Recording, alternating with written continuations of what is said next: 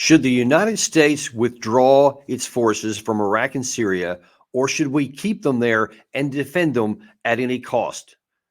That's the question that we have before us today. And that is, if you've been watching our channel for any amount of time, you know that I've been advocating for months that the United States should withdraw our troops there because they serve nothing but a point of strategic vulnerability. Now, last week, that we were going to address this today because there was some discussion in the public that the Biden administration was actually giving some serious consideration to this very outcome. Should they withdraw their troops from Iraq and Syria? You may have seen some of these headlines, like this one right here. But the question then immediately arose that there was this almost reflexive pushback from many people saying, oh, we can't do that. That would be terrible. That would be giving in to Iran. That would just be playing into the helps of our enemies. And it would be setting up all of these, the so-called vacuums that someone else would come running into. They said that it was very bad. So we set immediately this time slot today to talk about this last week. Well, in the interim, as you probably know now, a disaster has struck. And the reason why we have been so advocated getting these troops out of here was the very thing that happened. Now American troops have been killed in action. These troops have been operating in just these points on the desert. Gary, if you could throw this map up. All these, you've probably seen this map here a lot. There's lots of, all these little red dots are places where American troops are just scattered throughout Iraq and Syria and some others in Jordan, which is where the troops were actually killed on the Jordanian side of the border. And the question is, what do these positions do? Now, there is this almost this reflexive view, and has been for a long time. And just to give you a little bit of a background, Trump tried to get these troops out in 2019. He had declared that the reason the troops were in both Iraq and in Syria were the defeat of ISIS and their territorial integrity, which was accomplished by March of 2019. It was finished. That was it. They had lost all of their territory. And by any rational accounting, the militarily obtainable objective had been accomplished. The U.S. did it in the help with Syrian Democratic Forces and the Iraqi security forces down in that country. ISIS lost all of their territory.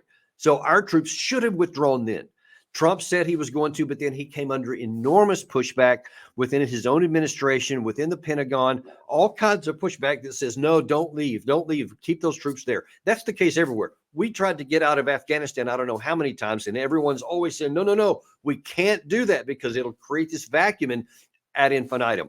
Well, what happened? We ended up leaving Afghanistan under force of pressure, not out of our choice, not out of something that made a good idea, but because we were forced to, because our side lost the war. And then the Taliban that we'd been fighting for almost 20 years had won, and they're in power to this day. Now then, there's the issue of, should we have these troops in Iraq and in Syria? Now, first of all, it's important to understand, why are they even there?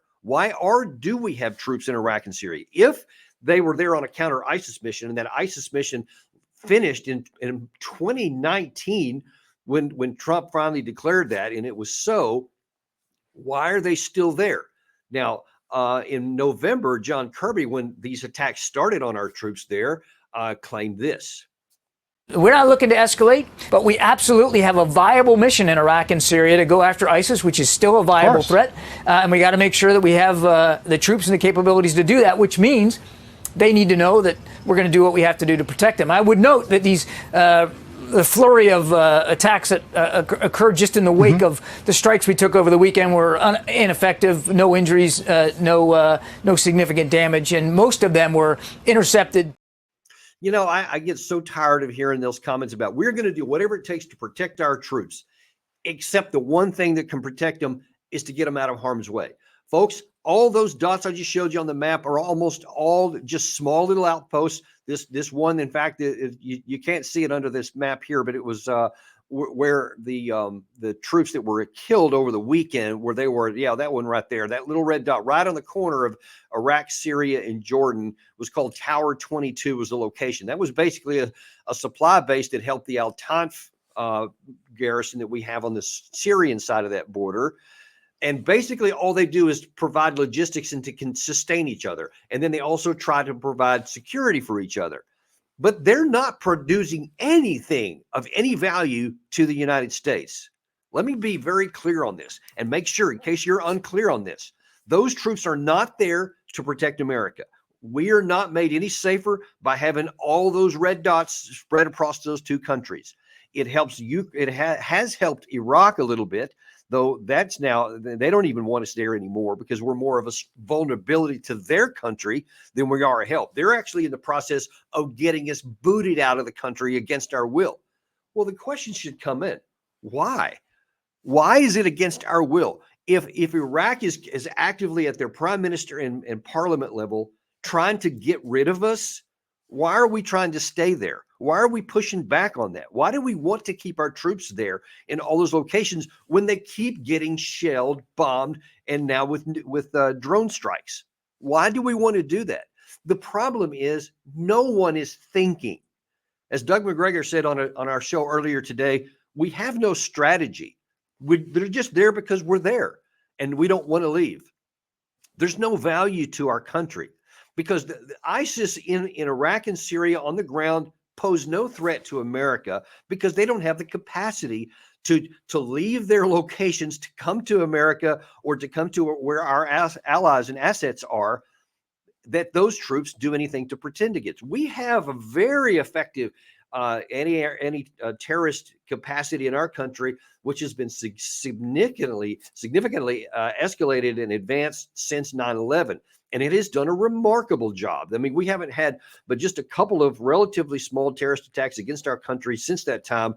And there's been many times that there have been some, but we've interdicted them because we've got a really good global intelligence capacity to identify and then interdict targets before they ever materialize. A lot of it we don't even hear about.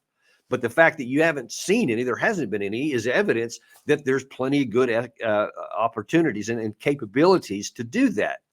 See, because there are terrorists can be anywhere in the world. Terrorists don't need to be in Afghanistan like we claimed forever fraudulently. They don't have to be in Syrian desert or somewhere in the middle of Iraq. They can be anywhere in the world. I mean, anywhere they have a phone connection and an internet connection and a telephone, that's all they need to be able to do it. They can actually meet in London. They can meet in Piccadilly Square and people won't know if they want to have, some kind of conversations. They'll just meet and no one's going to know. They don't need that. So the idea that we need all those places in Iraq and in Syria manned on the ground is nonsense. I mean, you don't have to be an expert to think, okay, 9/11 was not hatched against America because there was ground in Afghanistan. That was one of the latter parts of it. You know where it was mainly done? Sudan.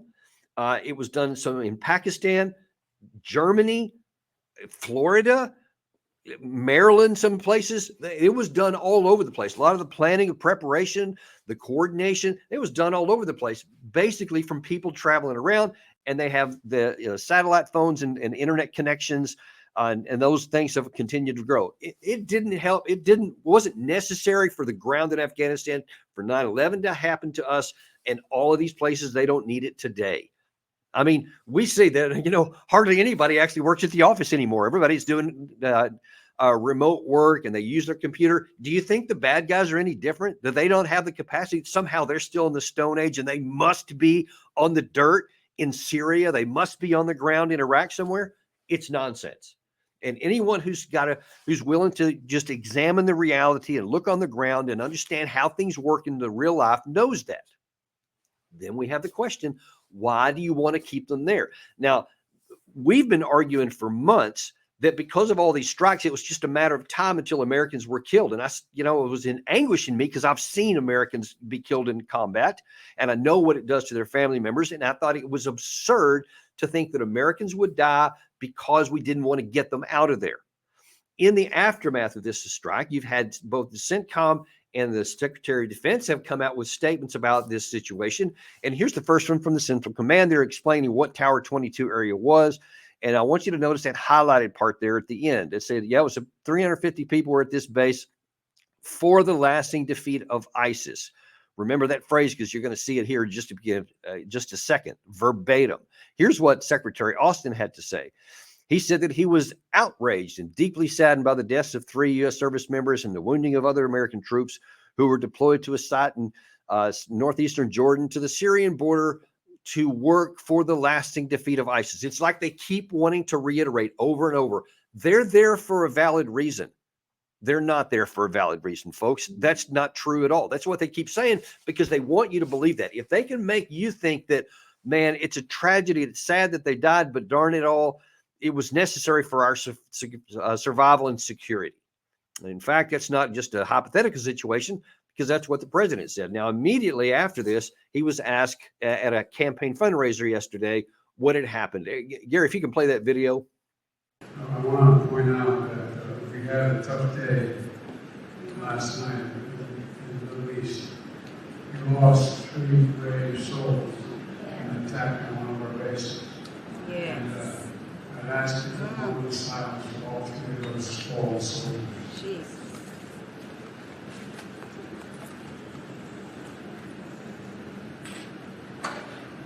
And we shall respond.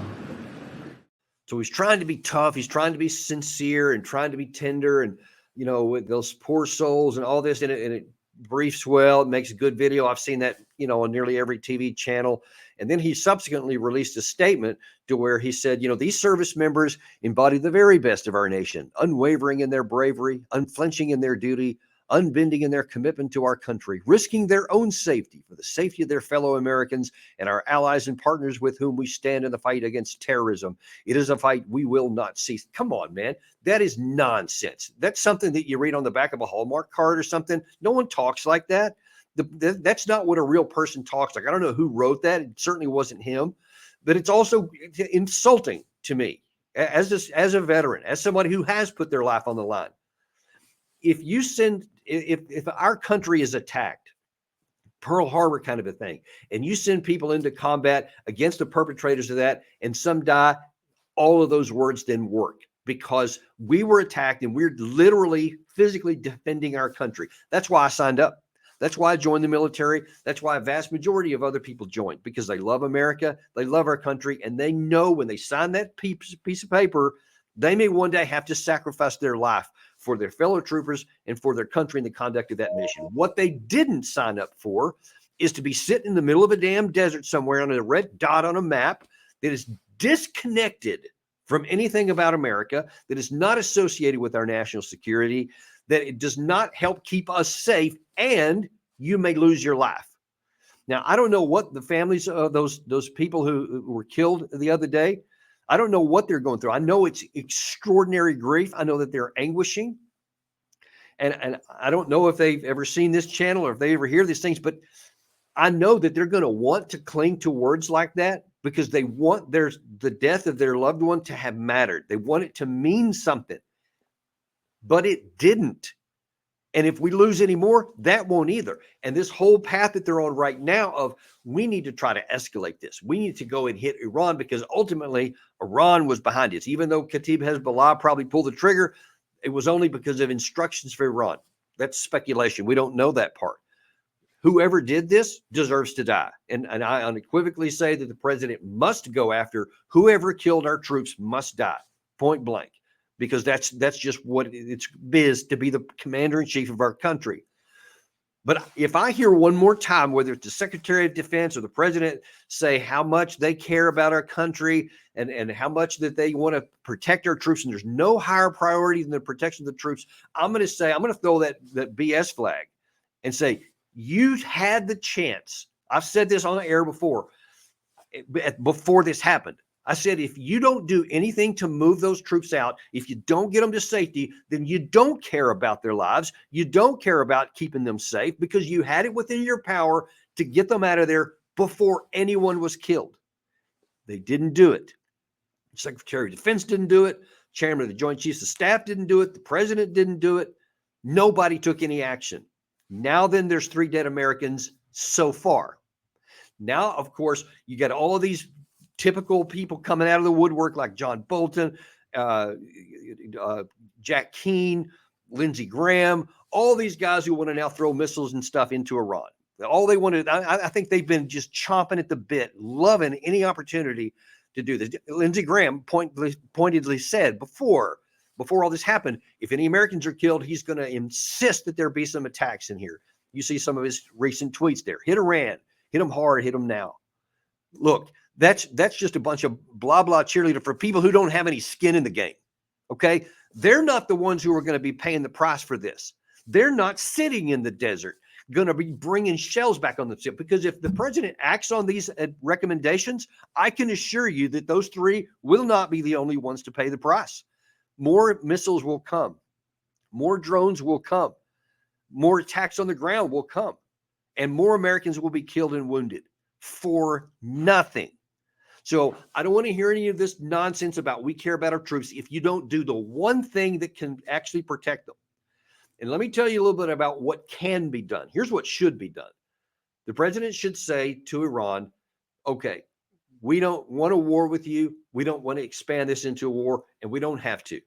We're going to withdraw our troops because they're not needed, and they're just vulnerability for us. We're going to get them out of there. As long as you don't do anything to interdict that, then we're going to be fine with this for now. We don't have to escalate. We don't have to go to war. If you attack them further, then every time it does, there's going to be a punitive response.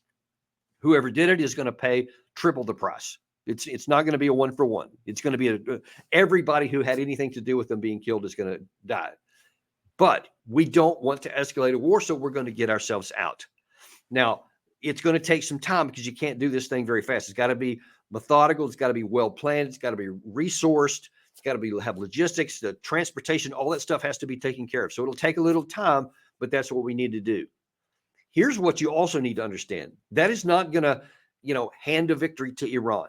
Iran is still going to be controlled and balanced by many other regimes in the area, not the least of which is Saudi Arabia, some of the Emiratis.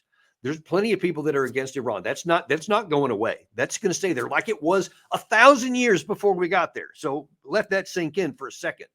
All this nonsense about how it's going to hand a victory to Iran, it's not going to do anything of the kind. They're still going to have internal problems that they have, which this actually helps them distract from. So they'll have that also. They'll have all the other Arab regimes, and the Shia and the Sunni split will continue to have its effect that it has for thousands of years, and it's going to continue on whatever we do, whether we're there or whether we're not. The second thing you understand, what I'm recommending will not make us weaker. It will make us stronger, because we will no longer have to defend all of these troops from missiles and drones and everything else. We will not have to resource them and logistically supply them in all these scattered spots all the time. They will instead be redeployed elsewhere in the Middle East so that our interests can be even more strongly secured. Our troops will be much more strong, and our enemies will no longer have access to attacking us. So it'll make it harder on the enemies. It'll make it easier on us. It'll make their life more difficult. Yes, they'll crow about it. I'm sure that they'll try to exploit that for information operations all day long. You can't undo that one. That's true. But it also doesn't matter, because like the next news cycle, that stuff fades. What will remain is the reality that we will be in a stronger position. Our troops will be less vulnerable, and they will have a much more difficult time. All of those things will be permanently true, and we won't have to worry about our troops getting hit anymore. That's what America needs to do. If the president is serious, apparently he's going to go on the air shortly after we're making this live right now, but apparently shortly today, within minutes perhaps, the president is going to address the nation. If he wants to do the right thing and actually protect Americans and make our country stronger, that's what he'll do. If he doesn't, if he wants to give in to pressure and he takes action, it's going to make us less secure. It's going to cause more casualties and potentially get us sucked into a war we do not need. That's what you need to understand.